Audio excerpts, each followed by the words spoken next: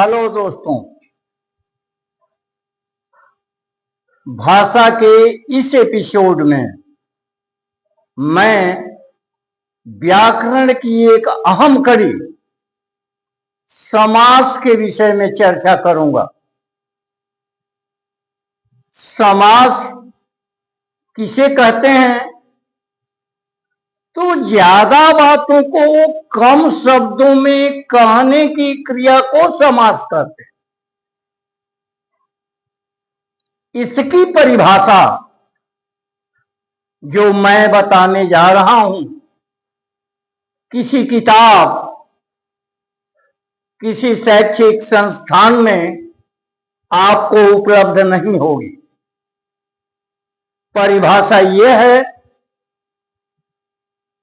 कि जब दो या दो से अधिक शब्द या पद अपनी अपनी विभक्तियों को छोड़कर आपस में मिल जाते हैं तो एक नया शब्द या पद बनाते हैं, जिसे सामासिक शब्द या पद कहते हैं, और पूरी प्रक्रिया को समास कहते हैं। जैसे आप स्क्रीन बोर्ड पर भी देख रहे हैं, समास की परिभाषा जब दो या दो से अधिक शब्द या पद अपनी अपनी विभक्तियों को छोड़कर आपस में मिल जाते हैं तो एक नया शब्द या पद बनाते हैं, जिसे सामासिक शब्द या पद कहते हैं, और पूरी प्रक्रिया को समास कहते हैं। जैसे राजा का पुत्र, आप देख रहे हैं, का विभक्ति है, लेकिन सामासिक क्रिया जब होती है तो इसका लोप हो जाता है।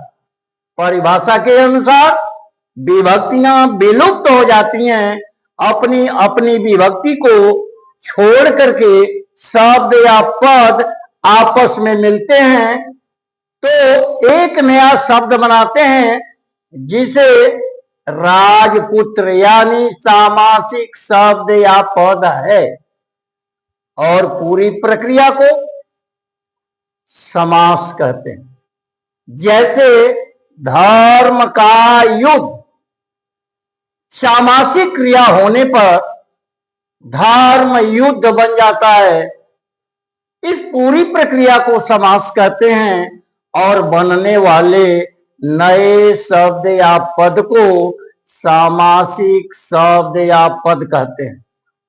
आप जानते हैं, शिक्षा की उत्तरोत्तर वृद्धि होती है। ऊंचे क्लासों में जब बच्चे जाते हैं तो स्नातक में हिंदी के अनेक समास भेद पढ़ने पड़ते हैं, लेकिन सामान्यतया प्रतिष्ठा की पढ़ाई पढ़ने वाले हिंदी में विद्यार्थियों के लिए अधिक भेद पढ़ने पड़ते हैं।